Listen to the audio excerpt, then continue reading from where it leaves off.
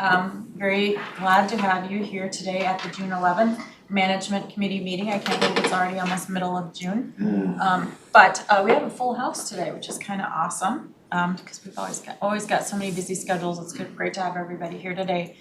And as we look at the agenda, we always start with the Dakota Land, Water, and People Acknowledgement.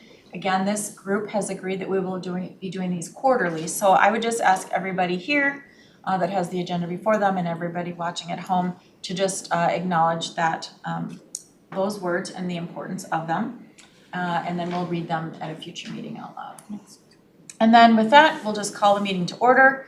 We have the agenda in front of us. Everyone's had a chance to look at it. I'm assuming there are no changes or edits unless I hear otherwise. All right, seeing none, then we will move forward. That agenda is approved. We also have before us the draft meeting minutes from May 28th. We've all had a chance to look at those as well. Lori prepared those. Are there any changes, edits, additions, subtractions? All right, then seeing none, I would entertain a motion to approve those draft meeting minutes from May 28th. So moved. Moved by Lilligren, seconded by Osman. Any further discussion? Seeing none, all those in favor say aye. Aye. Those opposed, no. And that passes unanimously. We'll now move on to two items that we have under our non-consent business section of our agenda. These are reports from standing committee meetings, and we have with us our quarterly budget amendment, second quarter budget amendment, I should say. We've got Stuart McMullen, who is our Director of Budget, with us here today, and the item number is 2025-107, and then this is a joint item, meaning that it's going to two committees in 1 week. So thank you for being with us, Stuart. I'll turn it over to you. Thank you, Madam Chair, members of the committee. Again, I'm Stuart McMullen. I'm the Budget Director here at the Met Council, and here with me and able to answer any questions you might have on the budget amendment are Finance Directors Heather Giesel and Ed Petrie. I'm here to present 2025-107JT, the 2025 second quarter budget amendment. It has changes to the operating budget in regional administration, community development, and transportation, and the capital budget in community development and transportation. It was reviewed and approved by the Community Development Committee on June 2nd and the Transportation Committee last Monday, June 9th. Notable changes to the operating budget, first in regional administration. It adds 2 FTEs in procurement to accelerate purchasing efforts in environmental services and Metro Transit. It adds 4 FTEs in human resources to increase the support for compensation analysis and benefits administration.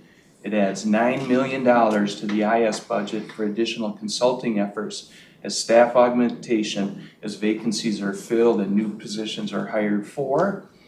It adds $3.8 million to existing Microsoft contracts for Azure and O365 programs.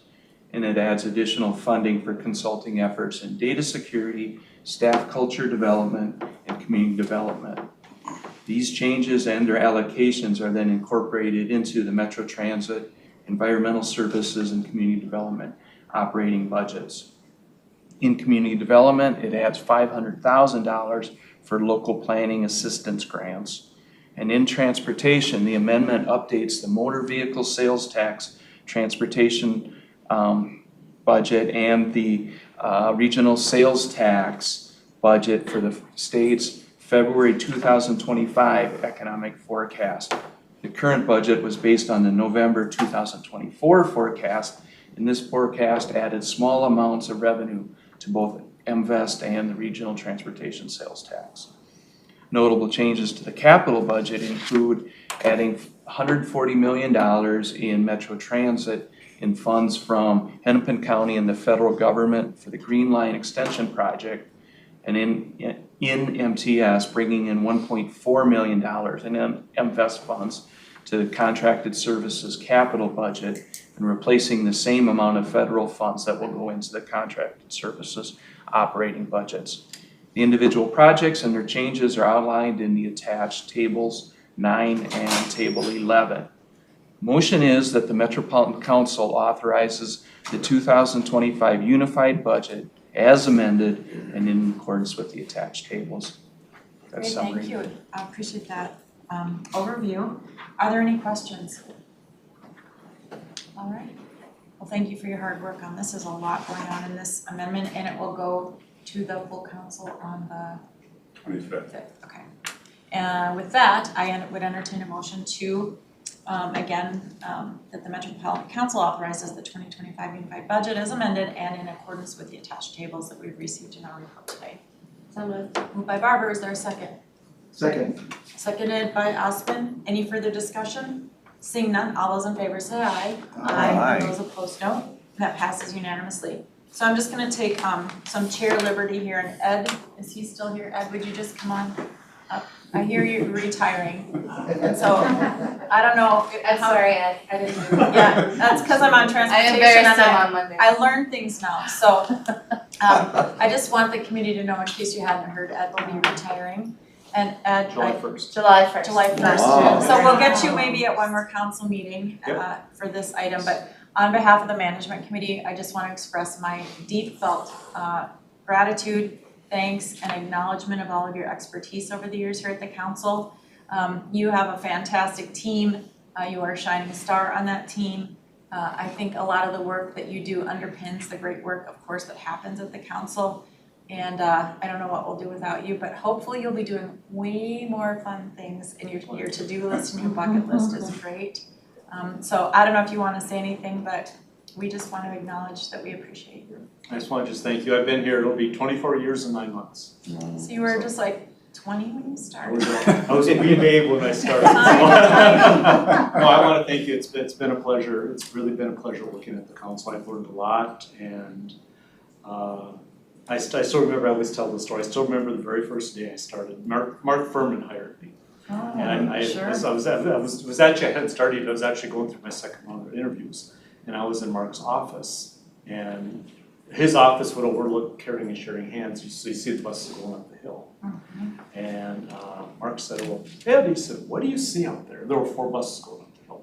And I said, well, I see 4 white buses. Nope, that's where you're wrong. He cited by the numbers on the top of the buses what vintage it was, what type of bus, and you know, it was like, I was like, okay, I guess you were correct. Wow. Anyway, but And you stayed with us after that. stayed with us, yeah. When I started, I was hired because we were trying to get the full funding grant agreement for the Hiawatha Blue Line. Wow. So I started at that, I helped Mark on the beginning of that, and then the rest is history, so. Well, thank you. And some of us have been in local government and looking that long to remember how important all of that work was, and how it, again, has been a cornerstone to everything that we're doing today. I don't know what we'll do without you, but at least stay in touch and I will. let us see some beautiful pictures from wherever you're gonna travel, or fish you're gonna catch, or let us know that you slept till 11 a.m. or something. I'm actually possibly gonna be potentially changing careers and looking at something in culinary, so. Yeah. Oh, well, definitely keep us posted. Oh, the second act. So I might be slinging hash at a diner near you soon. That's excellent. Well, again, if anyone wants to make comments, but thank you Thank very, you. very much, and we wish you Appreciate the it. very, very best.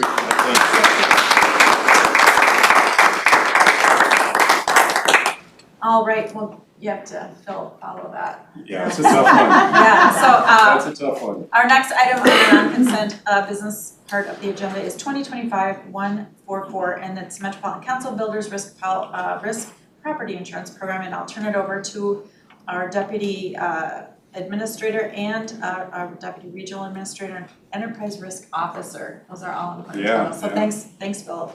I'll turn it over to you. All right, thank you, Madam Chair, committee members. No better way to try to follow that than to talk about insurance, right? So Yeah. we can get into that.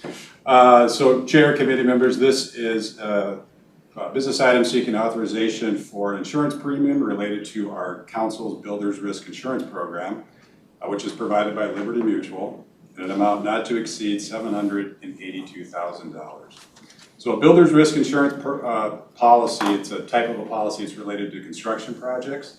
It provides coverage for damage to property during the course of construction. It's either provided by the owner of a construction project or the contractor, the prime contractor. And in 2018, we switched from requiring it of our contractor to providing it ourselves. We took it out of the contract documents. Contractor doesn't have to provide that, we provide that.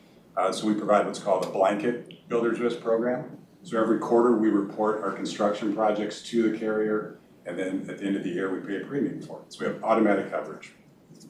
The reason this is before you today is we had two projects that were larger than what we typically see. On the transit side, we had the Blue Line State of Good Repairs project, and then on environmental services, we had some lift station improvements.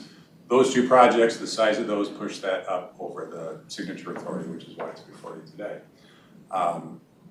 So with that, Madam Chair, again, the business item is seeking authorization for an insurance premium related to our Builder's Risk Blanket Program provided by Liberty Mutual in an amount not to exceed $782,000. And I'd be happy to answer any questions. Great. Are there any questions? Councilmember Osman.